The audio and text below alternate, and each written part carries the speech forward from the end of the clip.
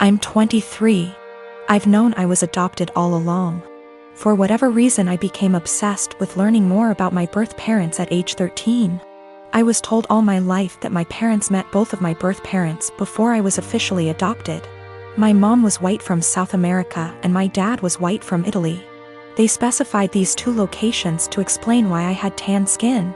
As I was growing up, certain things about my physical makeup made me more curious about my birth parents.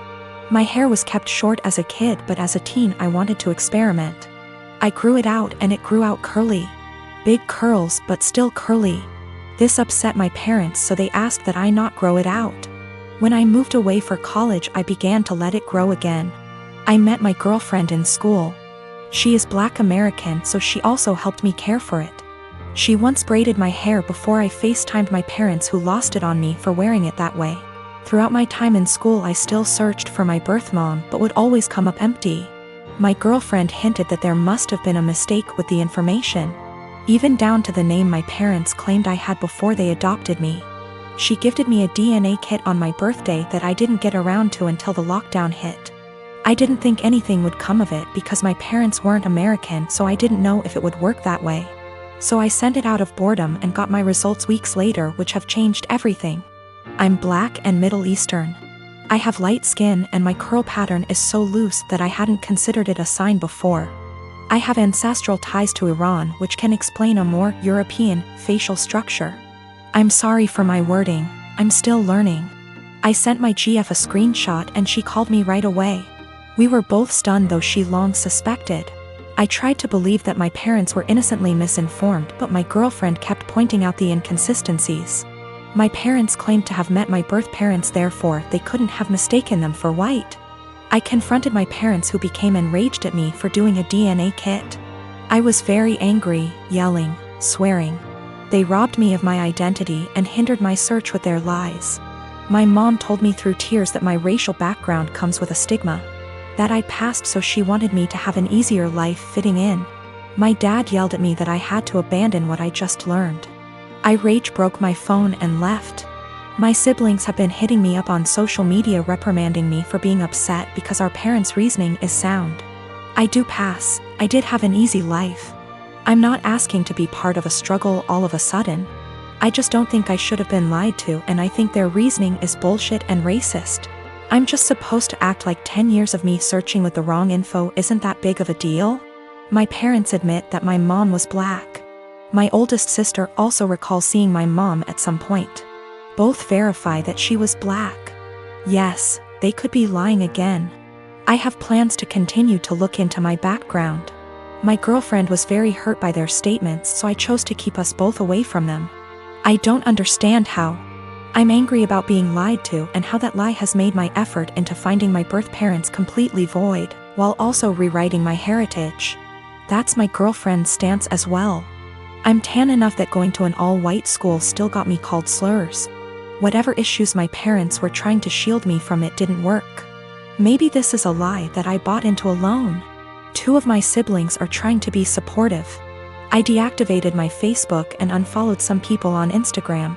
I can't entertain the argument that I should forgive my parents and move on. I'm not there yet. I get that it makes me ungrateful for feeling this way. I don't hate them, I'm just really upset and disappointed in their decisions. For some weird reason, my mother-in-law really wants to go into our bedroom whenever she comes over. On one occasion, I followed her as she went upstairs. I was going to get something for my child, as the bedrooms are upstairs. And she walked past the bathroom on the main floor and up the stairs behind it. She didn't hear me, and I caught her walking straight into my room and rifling through bills on my dresser. She denied snooping, even though I'd just watched her do it, and said she was just going to use our bathroom because she couldn't find the other ones. She walked right past the one on the main floor and another one in the upstairs hallway to go into our bedroom. Since that happened, I installed an exterior doorknob that requires a key on our bedroom door and one on the door to our office / spare bedroom. However, she's still always forgetting where the bathroom is and trying the bedroom and office door. This really ticks me off. My husband says that I just get annoyed at this because everything she does drives me crazy, and since we've put locks on the rooms we don't want her in, there isn't really a problem anymore. Well, over the holidays we had my in-laws over for dinner, and before they came I was searching for the bedroom keys. We hadn't used them in a while since we only lock the doors when mother-in-law comes over. My husband told me we didn't need to lock the doors since she wouldn't try to get into the rooms, and I insisted that she would because she loves to snoop. We went back and forth and decided to cover the doorknobs in superfine glitter to see if she tried them. I did this once before when husband didn't believe me about the snooping to prove she'd been in the rooms. Last time she ignored the glitter and we didn't say anything about it, but then my husband couldn't deny that she'd tried to snoop. So this time I covered the knobs in glitter and for the office went a touch further and rigged a little folder of glitter over the door to the office before the in-laws came over. I left it one side unlocked, French doors, and it was set so if you walked in the room you would get covered in glitter. Husband goes out of his way to show his mom the main floor bathroom when they got here and specifically asks his parents and sister not to go upstairs. There's a baby gate so the kids can't get upstairs either. Well, guess who had to go to the bathroom and got covered in glitter and had it all over their hands and hair? She completely lost it and started screaming at me, so I yelled back and now my husband is saying I went too far. Apparently her car is ruined now too because it's covered in glitter that she can't get cleaned up. I will be ordering some cellulose glitter that is biodegradable and safer for future projects. And if she comes over again, I will set up a camera. Or at least print out some fun fake documents so if she snoops again, she can at least find something interesting. I have a cousin by marriage, husband's cousin, that's 22 and dying of cancer. It was always her dream to marry and be a mom, and now that's not going to happen. It's hard on everyone. She has a much older fiancé, 30 years, and they had a symbolic wedding so she could have the experience. They started looking for ways to get access to a baby that she could take care of and experience some level of child care that way. But with 2020 and ethics in general, there's not a lot of ways to do that safely. My husband and I have the first and so far only children of our generation, who are 10 months and 23 months old. I had hopes that it wouldn't happen, but her parents asked me if she / they could borrow my younger baby for a few weeks. The cousin and her fiancé would basically be play acting having a baby. Her parents would also join in on pretending. There would be photo shoots and everything. This makes me really uncomfortable. It's really creepy. I cannot understate how creepy I think this is. I know that her not getting to live her dreams is sad, but I don't think this is the answer. I'm worried it will be traumatic for my baby. She's almost a year old and will, well, notice that her entire family will just vanish overnight for what will seem like forever.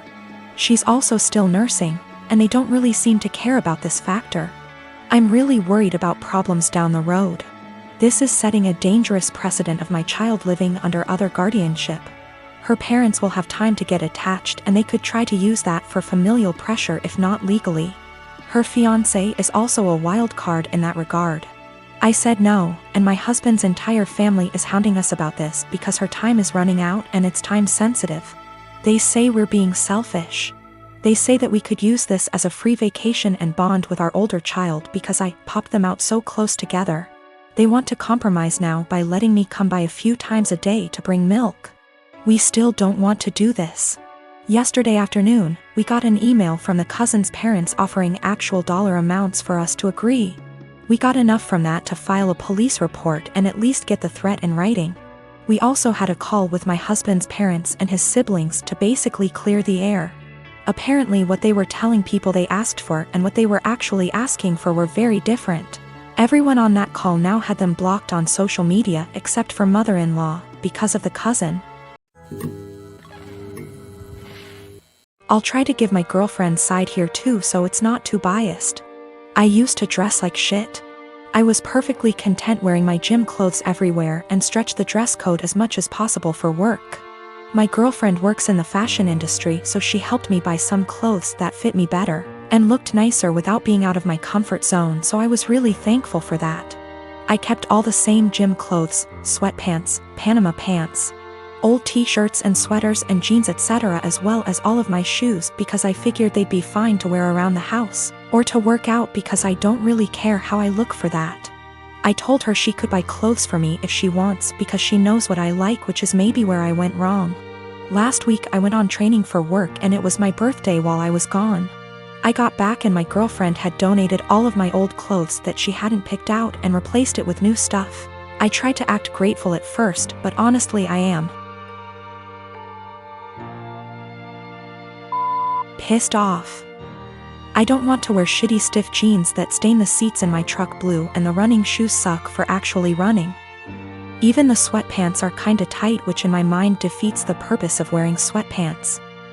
She got rid of all my old t-shirts that I bought at games and replaced them with plain colors, but now I have barely any t-shirts at all, and she spent a ton of money doing this. I know the jeans alone are over $300 and the shoes probably cost over $2,000. She gets a small discount on this stuff, but still, she probably spent upwards of $5,000 on all the new clothes. I looked up some of the brands and it's all really high-end. I told her I wish she hadn't gotten rid of my old stuff, and she said I would have kept wearing it, so she had to, but offered to go get it back from the thrift store. Well, the thrift store apparently sends their donated clothes away to get wasted, and then they get sent to various locations throughout our city, so basically no one has any idea where my clothes are and they're as good as gone. The reason I'm posting is she's now mad at me for being ungrateful and says I should respect and appreciate her more. But yeah, I'm not really that thankful because she got rid of all my shit. Yesterday I told her not to talk to me until she came home with my bean boots that I've been breaking in for years, which she actually was able to find, but it caused a huge fight. I don't dress like a slob, my clothes don't have holes, I'm not wearing lame graphic tees. And everything I've worn out of the house for the last 3 years, with the exception of going to the gym. Also, I'm not going to break up with her over this. It sucks, but not really breakup worthy.